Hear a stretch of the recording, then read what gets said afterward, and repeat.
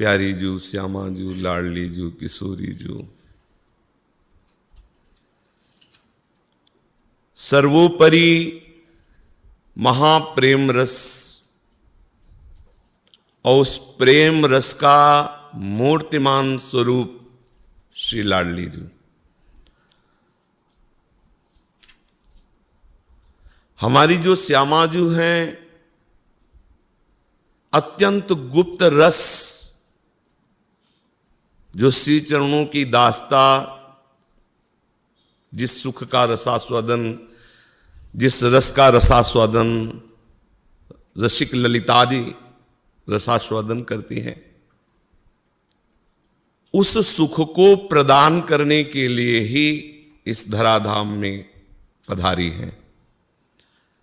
प्यारी जू के और कोई आने का कारण नहीं है।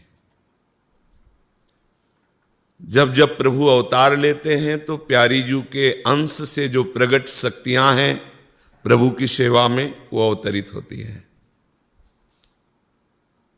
प्यारी जू के ही एक अंश से श्री लक्ष्मी जी हैं, प्यारी जू के ही अंश से समस्त शक्तियां हैं। जैसे प्यारे जू के अंश से ही प्रभु के जो विविध अवतार हुए हैं, वो हमारे सबके अवतारी निकुंज बिहारी श्री लालजू महाराज से ही है।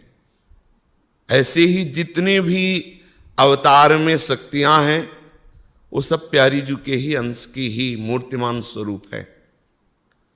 हमारी प्यारी जू अन्यत्र कहीं अवतार नहीं लेती, क्योंकि जब हम अंश वर्णन करते हैं तो अंशी ही अंश के रूप में आता है। इस सिद्धांत के अनुसार ये वर्णन हो जाता है कि जहां जहां भगवान अवतार लेते हैं वहां वहां राधा प्यारी अवतार लेती है।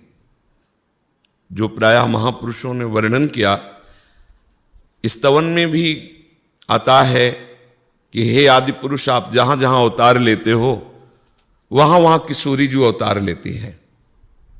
मूल बात समझना होगा कि हमारी प्यारी जू इस रस भूमि के बाहर अवतार नहीं लेती है। हमारे प्यारे जू इस रस भूमि से कभी बाहर नहीं जाते हैं।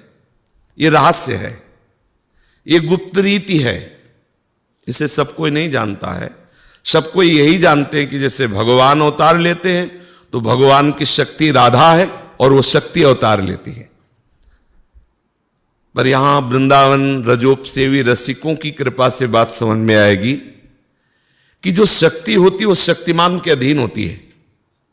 जहां ये होता है कि ये प्रभु है और ये उनकी शक्ति है, तो प्रभु के इशारे पर शक्ति चलती है और करबद्ध आज्ञा पालन के लिए तत्पर रहती है। लेकिन यहां उल्टा है। जैसी हरिवंश प्रताप रूप गुण वैबल श्याम उजागर, और जाकी भ्रू विलास बस पसुरियु दिन विथिकित रस सागर। करबद्ध हुए आज्ञा पालन की बाट जो होते रहते हैं।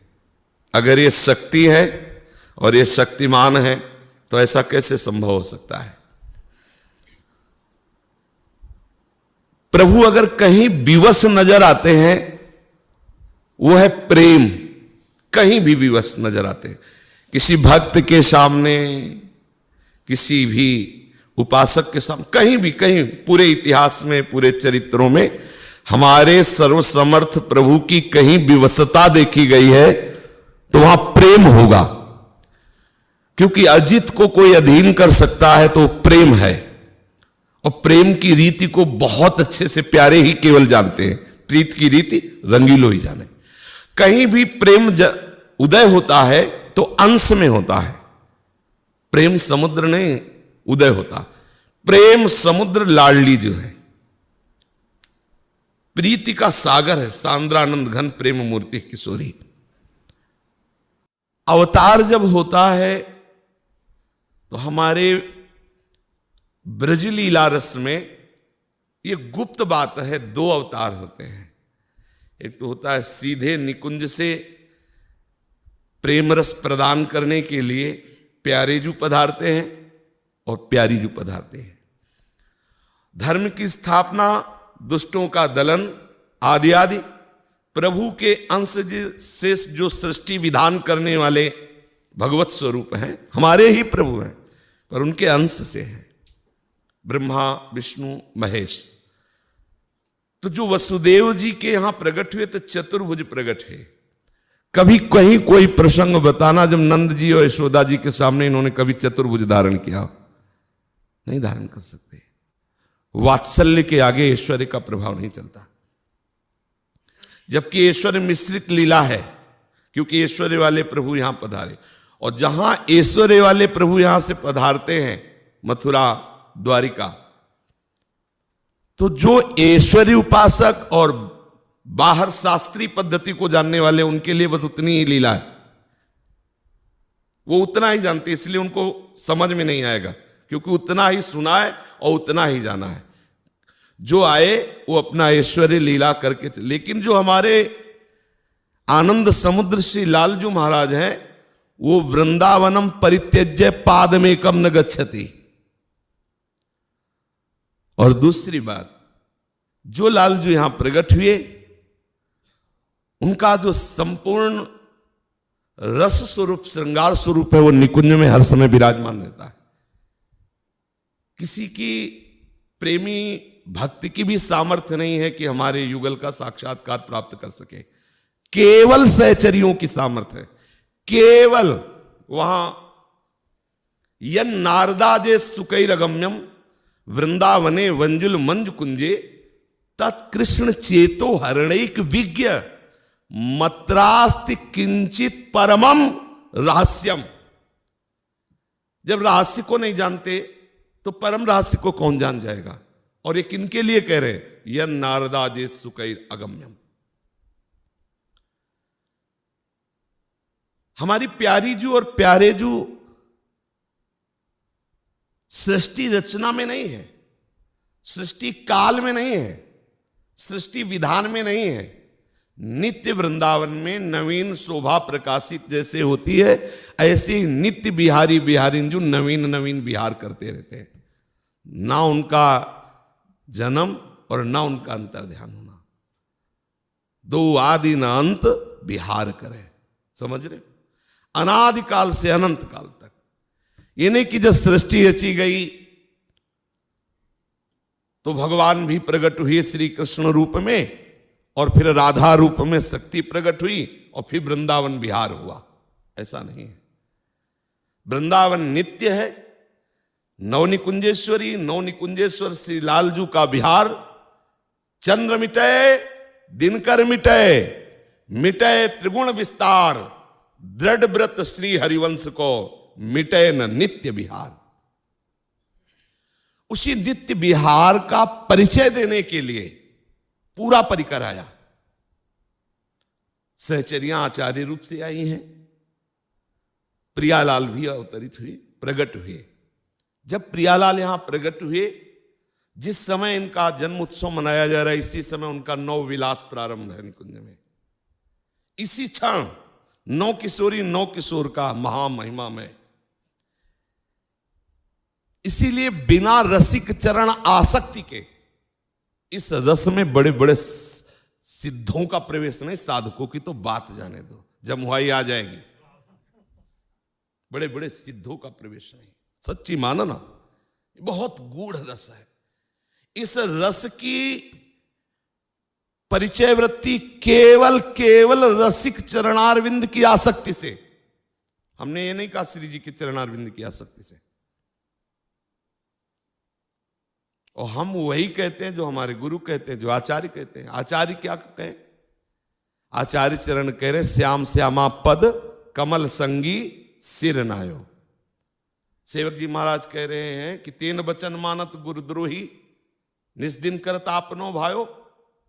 तो ना परमार्थ हाथ लगेगा ना स्वार्थ हाथ लगेगा, नहीं समझ पाओगे। क्योंकि हमारी प्यारी जू तक पहुंच केवल रसिकों की, केवल न देवैर ब्रह्माद्यैर न खलु हरि भक्तैर न सुहृदा दिभिर यद्वै राधा मधुपति रहस्यम सुविदितम तयोर दासी भूत्वा तदुपचित केली रसम हो। धर्म अर्थ काम मोक्ष चारों पुरुषार्थों के जो त्यागी महापुरुष हैं, रसिकों के चरण रज प्रताप से जो अनुराग प्रकट हुआ है, सब अनुराग की बात नहीं, रसिक चरणारविंद की रज के प्रताप से जो अनुराग प्रकट हुआ, इसीलिए रेमन रसकन संग बिन रंच न उपजय प्रेम।